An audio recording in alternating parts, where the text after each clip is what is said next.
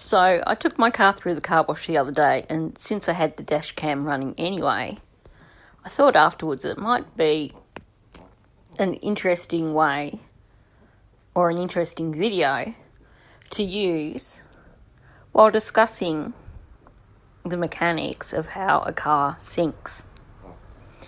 I thought it was also a good way of making a point. So I can remember many years ago when I had a clunky old car, I couldn't take it through the car wash because the windows leaked. So if you went through the car wash, you were going to get wet. But these days, when you have newer vehicles, you can be quite confident about going through the car wash and not getting remotely wet at all and being completely dry inside while your car's being squirted by the car wash. And I thought that was a good starting point. So I took my car through the no-touch car wash. So it's got the whole pressurised water going back and forth while it's cleaning the car. And I thought that was a good example of how watertight cars are these days. Water will eventually get into a vehicle. Don't confuse that. And the weight of the engine will pull the vehicle down into the water to the point where it will start to take in water.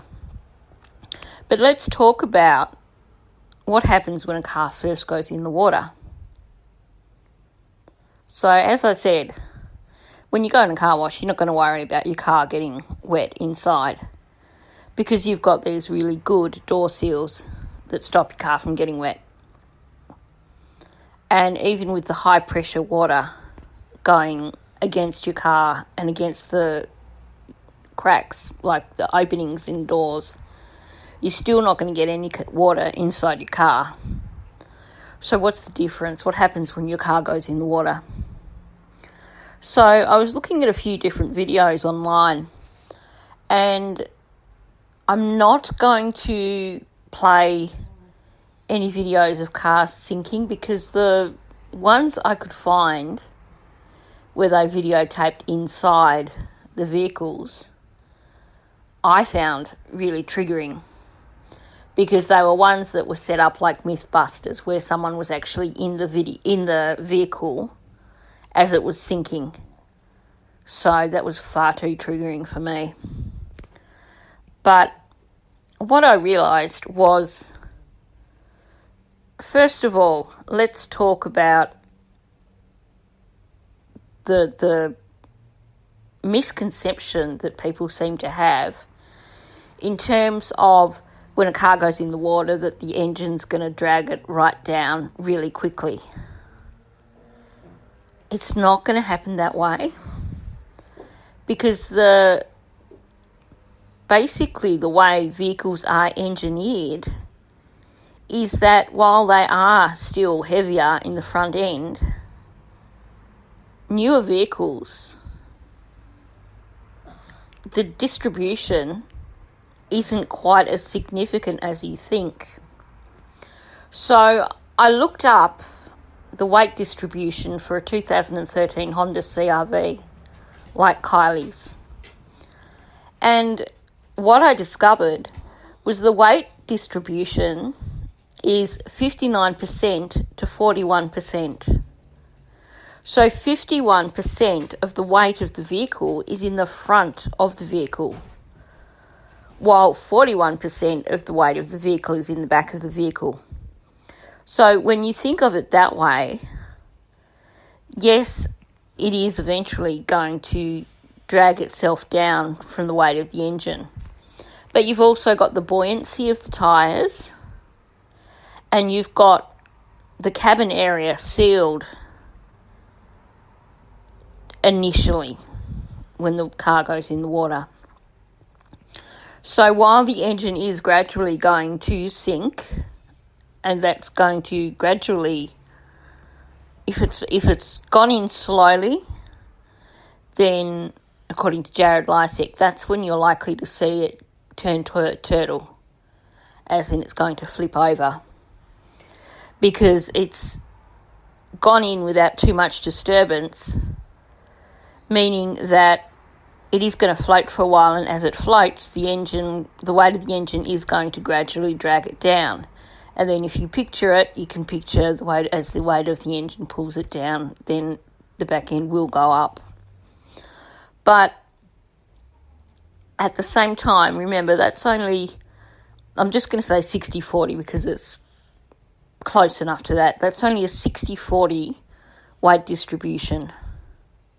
So the engine isn't going to drag it down as quickly as you think. And like I said, you've got the air in the tyres and you've got the cabin area sealed. What I saw from the videos that I looked at online, and feel free to go and look at them yourselves, but I will say that I found it triggering, and I guess that's probably coming from knowing what happened to Kiely. And even though very few of us believe that Kiely drove herself into that reservoir and that she was still alive when her car went in, it's still triggering to watch videos like that. But what I saw was that the main spot where the water started to come in was around the windows. So you've got a better seal around the doors than around the windows.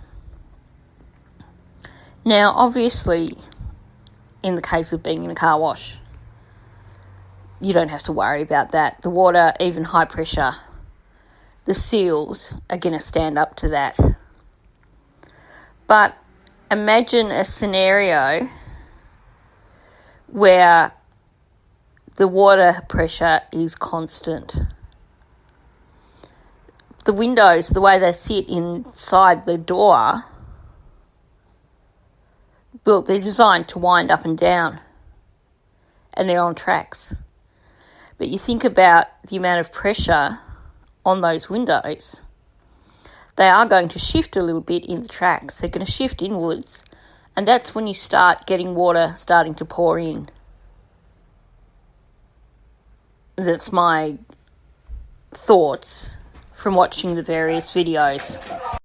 And of course, this makes sense when you think about accounts where they say that vehicles can float for up to 10 minutes when they go in the water. And if you've watched any number of videos that have been put out by Adventures with Purpose or Exploring with Narc or any of those YouTubers who do vehicle recoveries, you'll see that vehicles where the windows have been sealed have in fact been recovered from quite some distance out into lakes and reservoirs and areas like that, because they have floated for quite some time before they've sunk. So when you look at a vehicle with windows open, obviously that time is going to be shorter, because as soon as the water starts to get to the level of the windows, then it is going to sink rapidly. But in terms of Kiely's vehicle, we know that there was the broken window and there was a window half down. So obviously when the water reached that level, then that was it. The vehicle was going to go under pretty damn quick, within a matter of seconds. But at the same time, we know that, first of all, weight distribution. The vehicle wasn't going to just nosedive straight away, because you've got a 60-40 weight distribution. So the pull on the engine isn't going to be quite as extreme as what people are thinking. You've got the air in the tyres to keep it buoyant for a bit longer, and you've got the sealed cabin, because the water seals on the doors are designed to keep water out. They're not going to keep it out forever, but they're designed to keep it out. Anyone who has been a long-term follower of any of those channels that do vehicle recoveries will see with some of the vehicle recoveries where they get them up out of the water and then they, like on the boat ramp or wherever it is that they've pulled the vehicle out, they open the car door, and even though it's been underwater for some time, opening the car door, water has still remained inside the vehicle from them pulling it out of the water. So in terms of remaining sealed, it gives you some idea of how efficient the seals are in car doors. Like I said, the weaker spots, and if you have a look at, if you've got a stomach for looking at videos with cars sinking, the weaker spots is around the seals, around the windows. Because obviously they can't make them to seal as strongly as the door seals, because otherwise you wouldn't be able to wind them down. So my point for this video, and yeah, I went about it a slightly different way using the car wash, but my point is this. There are videos that I've already put out that show that Kiely's vehicle did not go underwater in 36 seconds, as claimed by some people.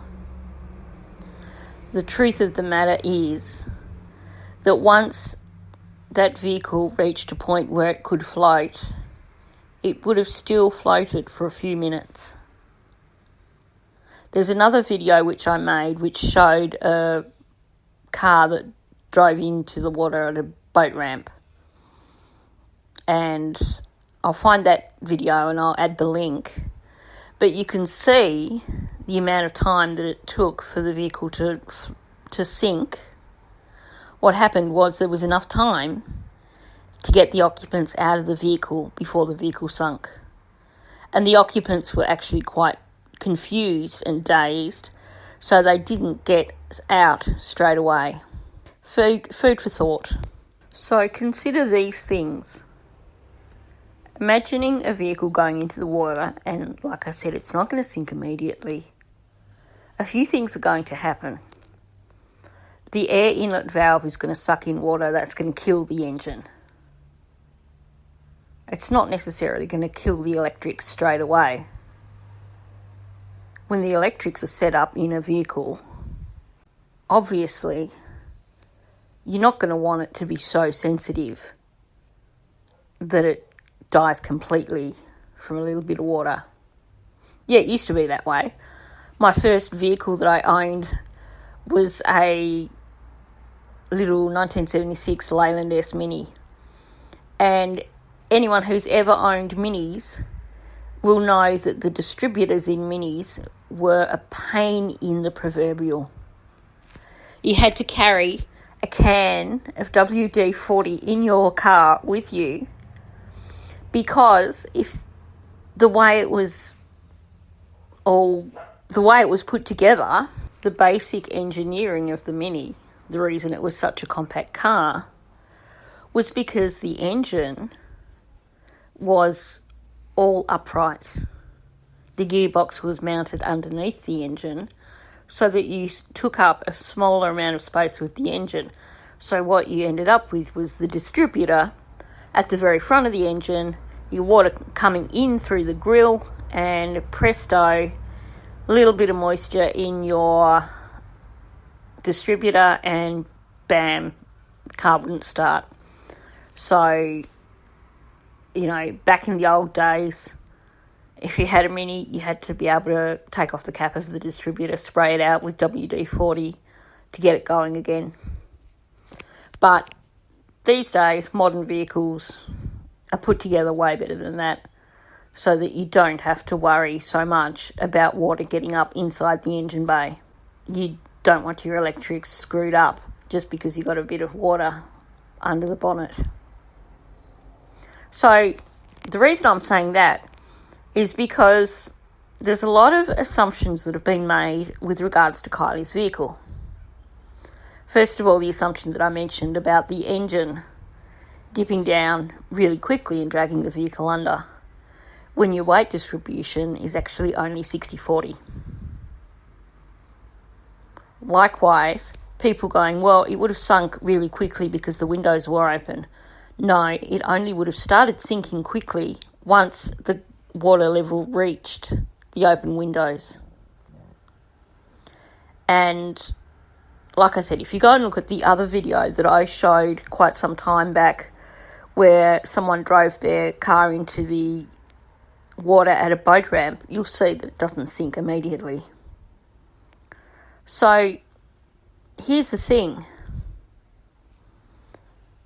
Let's go with the story that we're supposed to believe, that Kiely drove her vehicle into the reservoir at 12:30 at night.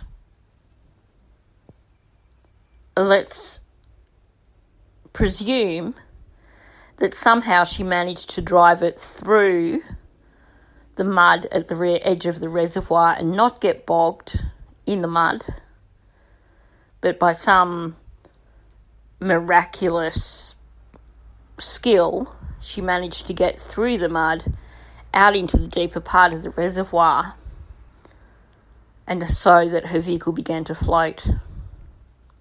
First of all, 12:30 at night, people have said it was pitch black, she wouldn't have known whether she was up or down. The electrics would have still been going in the car when it first hit the water. She would have known up or down at that point in time. Jared Lysek, who knows a heck of a lot about vehicles going underwater, was quite specific in saying that the broken window had to have happened before the vehicle went into the reservoir. So there was already an open broken window that she could have escaped through.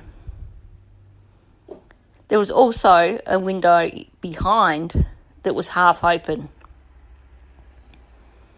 That either had to be half open when she drove into the reservoir, or perhaps it was partially opened before the vehicle sunk. This is if we're going with the hypothetical notion of her driving herself in. So the electrics haven't died completely the moment that the car hits the water.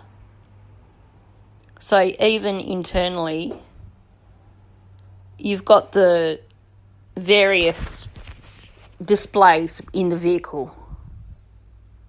Think about it. When you hop in your car at night, okay, my car does that thing where as soon as you unlock it, I've got lights set to automatic, so all the lights go on anyway.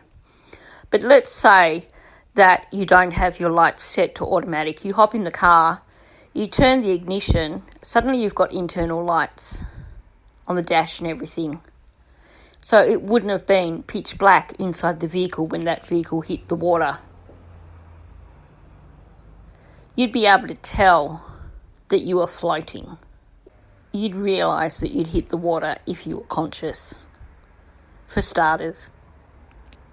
There would have been adequate light inside the vehicle for her to see her way to the side window to climb out, or had she panicked and gone backwards, to see the other window and climb out. Let's say, though, let's run with the notion that somehow the power was cut from the vehicle straight away, which I don't believe was what happened. Was what would happen. It was 12:30 at night. That means that it was far enough into the evening for the moon to be up. So people saying that it was pitch black are wrong. There would have been adequate moonlight, and it wasn't a new moon, it was I think it was about like 3/4 or something, there would have been adequate moonlight for her to see her way to get out of the vehicle. The vehicle would have been floating for a period of time. There would have been enough light for her to see her way out of the vehicle. And with those two windows open, you're talking about a 16-year-old girl who was extremely fit. We heard mention that she used to like going rock climbing. She was agile.